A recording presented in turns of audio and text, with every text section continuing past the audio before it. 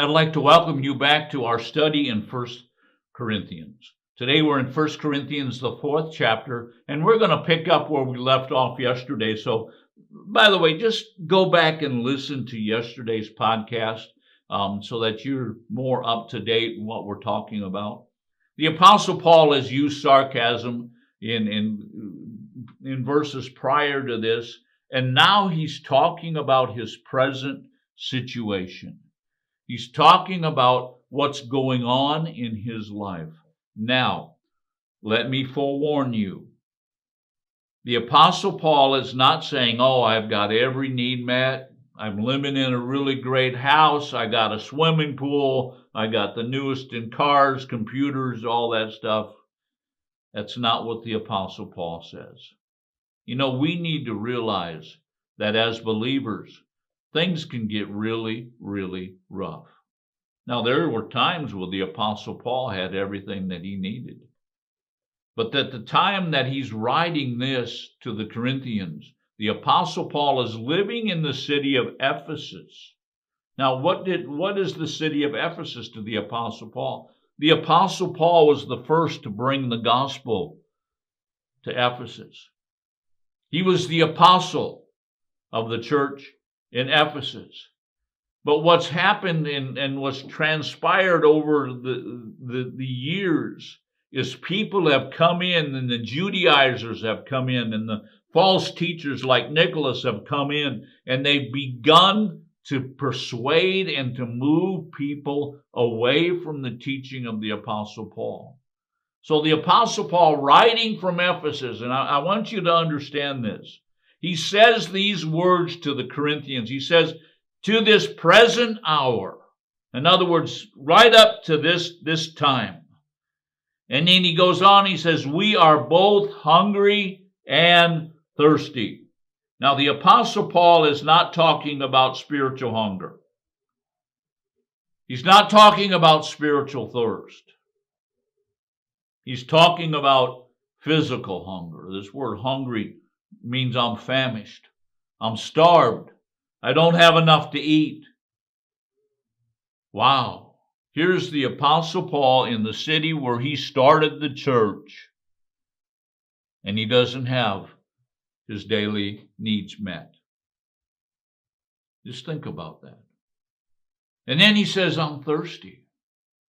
What does it mean to be thirsty? He says, I'm dry. I don't have enough water.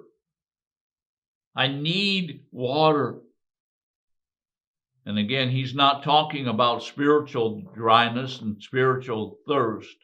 He's talking about physical thirst. He's giving the Corinthians an understanding of what he has paid to be able to write to them the words that he's written. You know, one of the things I think that many times people that are in ministry have neglected to do is we've neglected to talk to people about the price we paid to get to where we're going. What we've put up with, what we've lived through. And that's exactly what the Apostle Paul is doing to the Corinthians. The next thing that he says,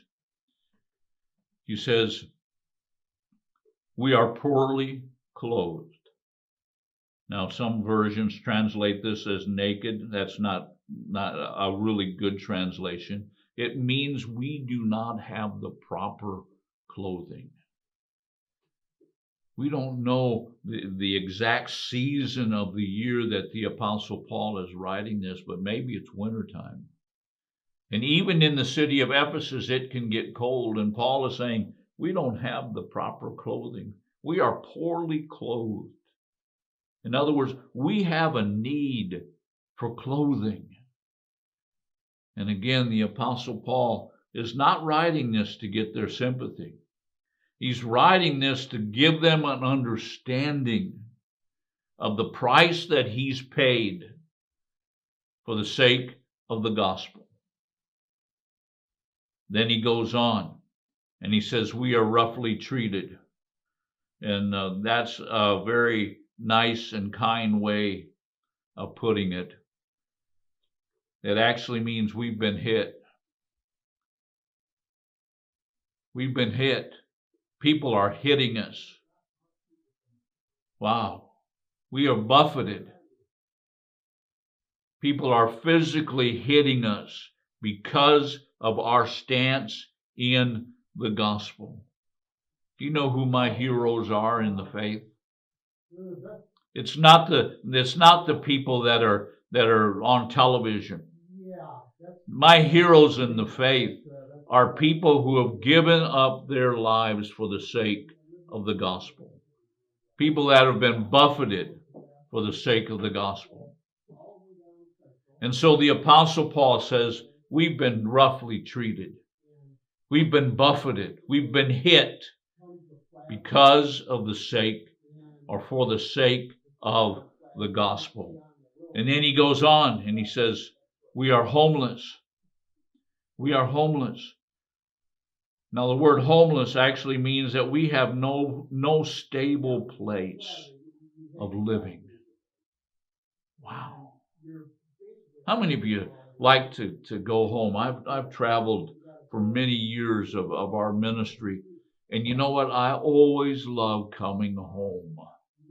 Why? Because there's something stable about home. The Apostle Paul said, we don't have a stable place to stay. We don't have a place that gives us stability.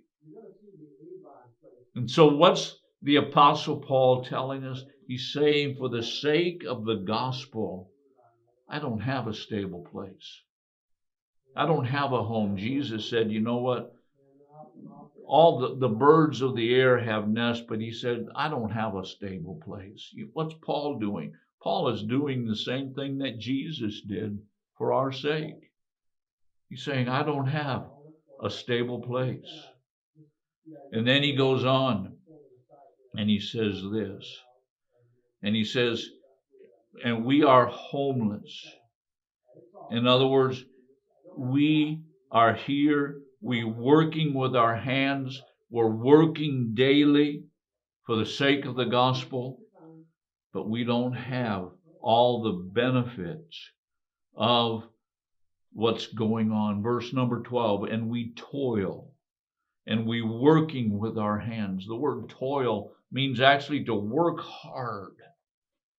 To work hard. We are working hard with our hands. Now, what does this mean?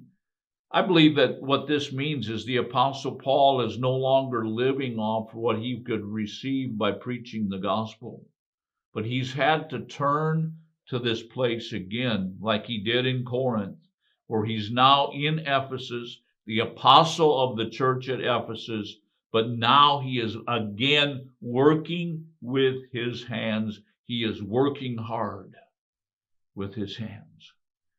You see, we're going to end there and we'll pick up in verse number 12 tomorrow. But again, I want you to understand that the Apostle Paul is laying down for us the price that he paid for the sake of the gospel. Let me end with this challenge for you today. What are you paying? What's the price that you're paying for the sake of the gospel?